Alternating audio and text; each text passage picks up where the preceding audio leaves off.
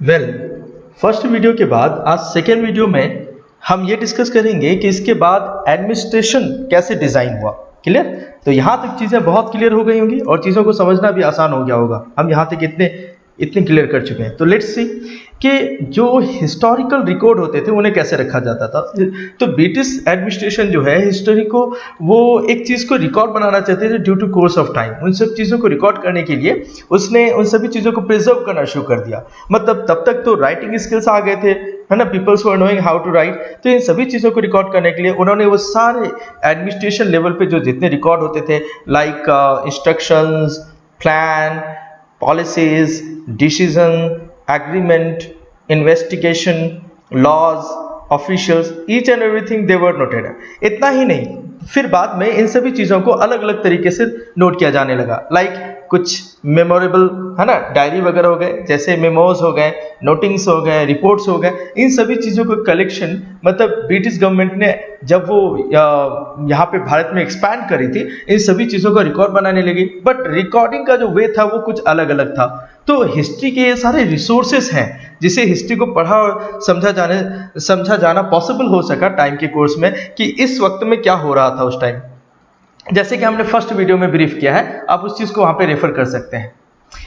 उसके बाद चीज़ें यहाँ तक रहनी है। एडमिनिस्ट्रेटिव जो कल्चर था वो कुछ इस तरह मॉडिफाइड हो रहा था, कुछ अपडेट हो रहा था। इतना ही नहीं, चीज़ें इतनी बदल गई कि जो रिकॉर्ड्स रखने का जो तरीका था ब्रिटिश काउंसिल का, जो ब्रिटिश कंपनी जो थी, उन्होंने अलग अलग चीज़ों को अलग अलग तरीके से, लाइक कमिश्नर्स, जो कमिश्नर थे वो उनको रिकॉर्ड रखना होता था। Similarly they were started to collect the record from collectorate as well as tehsildar, not only here, even secretariat, law court, है ना, एंड म्यूजियम्स। इन सभी चीज़ों को उन लोगों ने मतलब अब रिटन फॉर्मेट में रखना शुरू कर दिया ताकि रिकॉर्ड्स रहेंगे तो उस पर एनालाइज, है ना, उस पर जो परफेक्शन आएगा, जो उस पर चीज़ों के रिजल्ट आएंगे, वो एक कंप्लीट उनका सर्वे, एक कंप्लीट डेटा होगा उनके पास ताकि वो रीड कर सके, उस चीज़ को पढ़ सके कि ये कितना फंक्शनली इफेक्टिव है, मतलब सिस्टम कितना है। तो इन सभी चीज़ों को रिकॉर्ड रखना शुरू कर दिया अपनी अपनी डिपार्टमेंट्स में। इन सभी एडमिनिस्ट्रेटिव इंस्टीट्यूशन में इन सभी चीज़ों को रिकॉर्ड में रखा जाने लगा।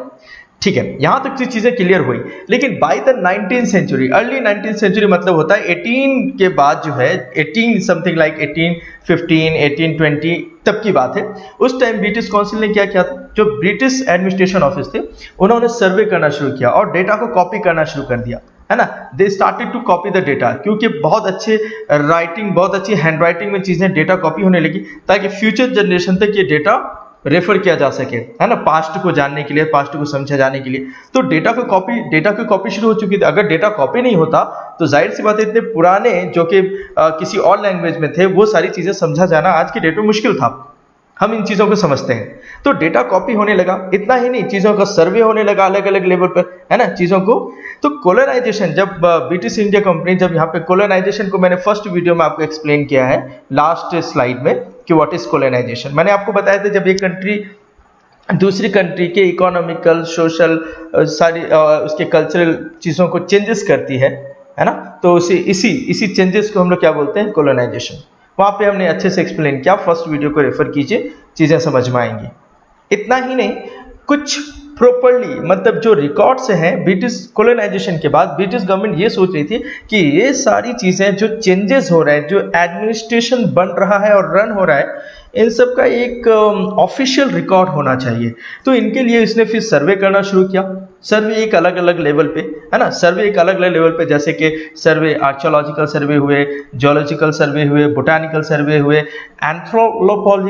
एंथ्रोपोलॉजिकल सारे हुए। मतलब ये सारे अलग अलग, और इतना ही नहीं है, इनसे भी ज़्यादा हैं रिकॉर्ड्स, है ना। आप ये सकते पॉलिटिकल सर्वे होता है, क्लियर, पॉपुलेशन बेस्ड सर्वे होते हैं। तो सर्वे अलग अलग चीज़ों के हैं। तब से लेके आज तक भारत में हर 10 साल में अलग अलग चीज़ों का सर्वे होता है, हर 10 ईयर्स में, है ना। हर एक 10 ईयर्स में तब से लेके आज तक एक रिकॉर्ड होता है। उस रिकॉर्ड को हमें समझना पड़ेगा, क्लियर। तो ये तब से एक रिकॉर्ड हो रहा है। फिलहाल आप इस चीज़ को समझिए। ये सर्वे अलग अलग तरीके से, लेकिन क्वेश्चन ये है कि क्या सर्वे ही एक रिकॉर्ड होता था, सर्वे ही एक हिस्ट्री के सोर्सेस होते थे? नहीं, कुछ मैगजीन्स होते थे, कुछ ऑटोबायोग्राफीज होते थे। क्लियर? जो जो खुद के बारे में लिखते हैं, अपनी हिस्ट्री के बारे में, जो पॉपुलर है ना पर्सन्स रह चुके हैं हिस्ट्री में, उन लोगों ने अपने बारे में लिखा, तो ऑटोबायोग्राफी। और इतना ही नहीं, कुछ लोगों की डायरी से भी चीज़ें निकल के समझ में आई, जो पुराने जो ओल्ड डायरीज थी जिन लोगों ने लिख रखा था, तो वो सब, जैसे कि बहुत सारे ट्रैवलर्स है ना, शियोंग वगैरह से बहुत सारे ट्रैवलर थे, फाहिन एक बहुत बड़ा ट्रैवलर था, उसकी डायरी से बहुत ज़्यादा इन्फॉर्मेशन रिवील होता है। तो ये सारी चीज़ें हिस्ट्री के मेन इंग्रेडिएंट हैं, यहाँ से चीज़ें समझ में आएगा। तो यहाँ तक आपका चैप्टर पार्ट 2 में ओवर होता है, जो हम कर रहे थे। चलिए, ओवर होने के बाद हम कुछ MCQ सेशन करते हैं। First question, history is studied in ancient, medieval, modern, all? Actually all. Clear? Now, history is all about comparison between with respect to time, before and after, both, none. So correct answer is both. Third question, Lord is the first British Governor General of India. Of course, Lord Hastings. Okay, Lord Hastings. Clear? Mountbatten was the last Governor General. So here is the last Governor General, British Governor General of India is Mountbatten. Now come to the last question. The history of India is written by James Mill. Categories on Hindu, Muslim, British, all. The correct answer is all. आपका lecture यहाँ पे आज होता है over.